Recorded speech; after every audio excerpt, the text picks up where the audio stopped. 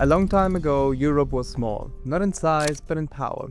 India and China were rich, Africa had big kingdoms with gold and trade, the Middle East had amazing science and medicine. Europe, not so much. Kings were always fighting, cities fought each other, and life was tough. But something happened that changed everything. Europe started exploring, trading, and taking over lands far away. This is the story of European colonization.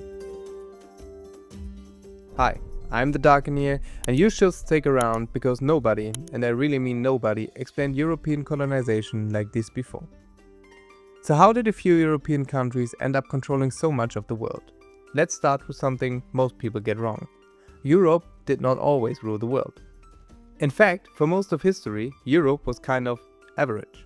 China was richer, India was richer, the Islamic world was more advanced, African kingdoms controlled massive trade networks. Europe was divided into small kingdoms that fought constantly. They were poor compared to Asia, and they were desperate for money. Kings needed gold to pay armies. Nobles wanted luxury goods. Merchants wanted to make big profits. But here was the problem. Europe didn't control the most valuable stuff. Back then, spices weren't just for taste. Pepper helped preserve food, cinnamon and cloves were used as medicine.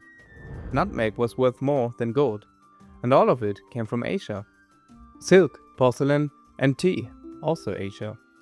Europe had to buy these goods through long trade routes controlled by Arab and Ottoman traders. By the time spices reached Europe, prices were sky high.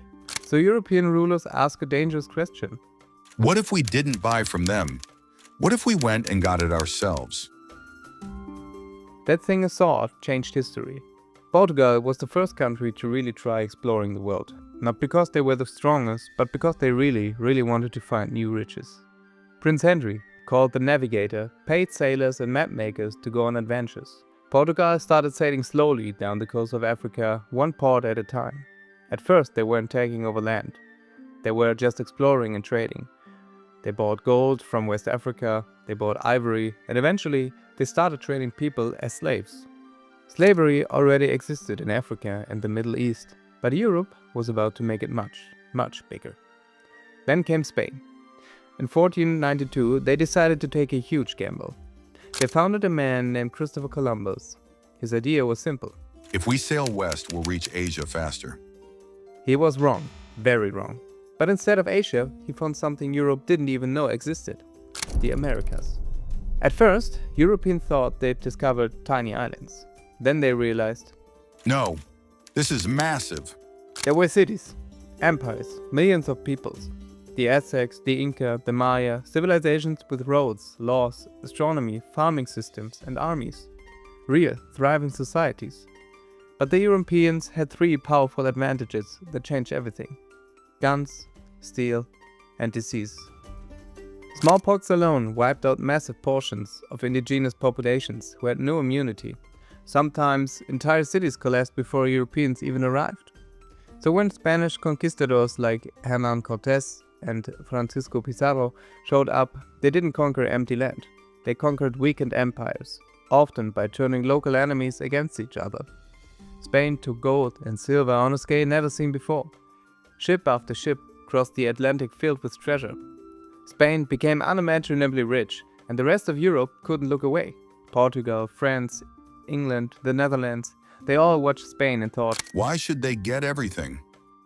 they realized the same thing. If they didn't act, Spain would dominate the world. But they couldn't just copy Spain. So they tried something new. Instead of sending armies, they sent companies. These companies had innocent sounding names. The British East India Company, the Dutch East India Company, but they were anything but innocent. They had private armies, warships. They could sign treaties and start wars. Governments basically said, Go make money. We'll support you. at first these companies just thrived to trade. They asked local rulers if they could build small trading posts. They offered gifts, protection, and chances to trade. For a while it all seemed peaceful. But trade slowly turned into influence. Influence turned into control. When local conflicts happened, European companies picked sides. They helped one ruler fight another. They trained soldiers, they collected taxes, but only temporarily. In India, this happened step by step. The British didn't take over India overnight. They first controlled the economy, then the politics, and finally the land itself. One day, Britain looked around and realized, Oh, we run this entire subcontinent. and just like that, India became the crown jewel of the British Empire. Africa was different. For a long time, Europeans mostly stayed near the coast. Not because Africa was weak or empty, but because it was really hard to survive there. Diseases like malaria made people very sick. The land was tough to travel through, rivers were hard to cross, and African kingdoms were strong and organized. When Europeans made maps, big parts of Africa were left blank. Not because nothing was there, but because they didn't know what was there. Then, in the 1800s, everything changed. Big factories started popping up in Europe. Machines worked day and night, and those machines needed materials. Rubber, copper, cotton, oil. Suddenly, Africa became very important. Europe couldn't run its factories without African resources. Africa was no longer far away or optional. It became something Europe desperately needed. That's when European countries met in Berlin. They sat in rooms, looked at maps of Africa, and started drawing straight lines with rulers. They didn't invite any African leaders. They didn't ask the people living there. They didn't care about languages or groups that had lived there for over hundreds of years. They just divided the continent like it was a cake. It happened very fast. In just a few years, almost all of Africa was taken. Old kingdoms were destroyed. People who had lived together for centuries were split apart. Others were forced to live under the same rulers, even though they were very different. Those borders are still causing problems today. At the same time, something different was happening in the Americas. In the Americas, Europeans didn't just want to rule the land. They wanted to live on it. They came with families, they built farms, towns, and cities. To make space, indigenous people were pushed off their lands. Sometimes Europeans made promises and signed treaties, but when those promises became inconvenient, they were broken, again and again. As farms grew bigger, Europeans needed workers, and they chose the cruelest solution. They brought enslaved Africans across the ocean. Millions of people were taken from their homes. Families were torn apart, many died on the journey. Those who survived were forced to work without freedom. All of this made European countries very, very rich. To explain their actions, Europeans told themselves a story. They said they were helping. They said they were bringing civilization. They pointed to railways, schools, and roads and said, Slavery is regrettable, but necessary. but those things weren't built to help the local people. Railways were built to carry gold, cotton, and rubber to ships. Schools were built to train workers to obey the system. Everything had one main goal: to take resources and send them back to Europe. Colonies were not meant to grow strong. They were meant to serve. And once you understand that, colonization doesn't sound like an adventure or discovery. It sounds like what it really was. But resistance never stopped. People fought back everywhere. In India, Africa, the Caribbean, Southeast Asia. Some rebellions failed. Some lasted decades. Some succeeded much later. But colonized people were never accepted being ruled quietly. Then the empires began to crack. 2 world wars drained Europe of money and power. Colonies saw an opening. Independence movements grew stronger, louder, and more organized. One by one, empires collapsed.